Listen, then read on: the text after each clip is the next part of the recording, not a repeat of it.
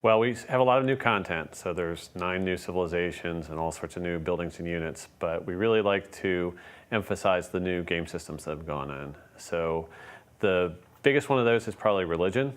Right at the beginning of the game, civilizations can start to worship a pantheon of gods, which gives them one new gameplay benefit. And it just kind of builds from there throughout the medieval and Renaissance periods. We really are excited about that system because it allows players to customize their strategies. When we released Civilization 5, we had completely rewritten the combat system. We had completely rewritten the diplomatic system. And to add the religion system, at least as it was, layered on top of that, we thought would be a little bit of overkill. So when Ed really attacked us, and he really wanted to come up with something that fit with Civ 5, he really dug down deep and came up with something that we think is really, really cool. I want this to be a game that I can play over and over again, and I don't want to have, the same choices presented to me without a lot of variation. So I like that kind of customization. It's great now that we have the expansion. We have 34 different civilizations to play. So that's a lot of choice right there. When you start a new game up and you decide that you're going to go down the religious path, it starts in a couple ways. First off, there's faith. Faith is a yield in the game, just like culture, science, gold. You get it from buildings, like the shrine or the temple. You might find it among ancient ruins, things that you find. Once you just get up to that little bit of amount, you get to found a pantheon of the gods. It just happens. The clock starts ticking away towards getting a religion. You have to build up a lot of faith for that. And you choose one belief as your people's brush with religion.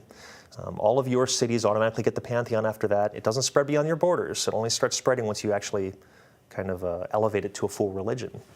How you get there is with a great prophet. You have a chance to spawn him every turn, but eventually you will get him, and when you do, you can actually use him to found a religion. After you've established your first religion, if you manage to keep building up faith, you can have your great prophet do a holy site, which is going to generate faith, kind of like a landmark will for your great artists. Oh, there's one other thing too. I mentioned missionaries earlier. You can actually spend faith to build missionaries that will help you to spread your religion faster. You can also use an extra great prophet for that. If you have a great prophet later, they can actually spread religion 3 times. They can go up to 3 different cities, boom, boom, boom, before they're expended, and really do a big job of spreading your religion. Well, I like how espionage lets you sort of get a look inside the other civilizations. That system goes in and starts checking in with what the AI is thinking about for those other civilizations. And if your spies have been there long enough and are of a high enough rank, you start to get little tidbits of information about what they might be planning. They can also rig elections. So every 12 turns, what they do if they're unopposed, if there's no other enemy spies in those city-states, is they'll increase your influence a little bit and drop everybody else's a little bit.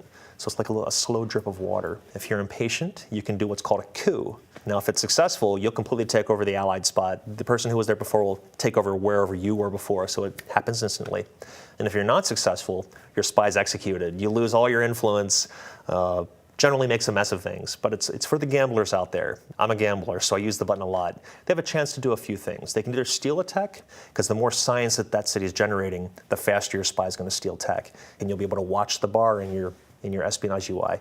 And once it fills up, he'll have stolen a tech, and it'll come into being, and bam, you have it. And then he'll start doing it all over again. That's great, because it brings the rest of the world that's going on in the civilization game to life more. You can sort of get the secret plans and thoughts of the other leaders through the espionage system, so that's really what I love. We've always been in an ongoing fight with the game itself to make naval a really compelling part of the game. So we wanted to make it dangerous. We wanted to have a reason for you to build a fleet. And the ability to take coastal cities and give you a foothold in an enemy territory, so you can actually start out an invasion like that. You don't have to risk all your land units first. Now you have your naval units. You take that enemy city.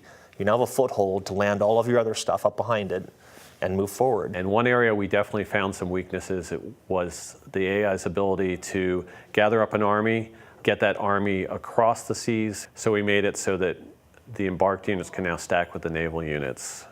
And now a naval invasion just doesn't take as much space on the map.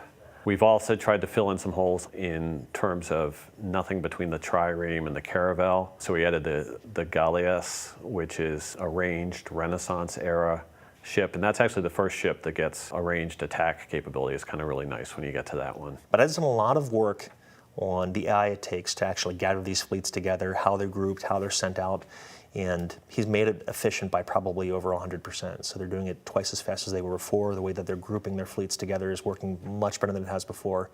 But that kind of AI work, the stray great generals that everybody would notice that the AI had one out in the open, easy to capture, a lot of those things we're really trying to squash to make the whole experience even better.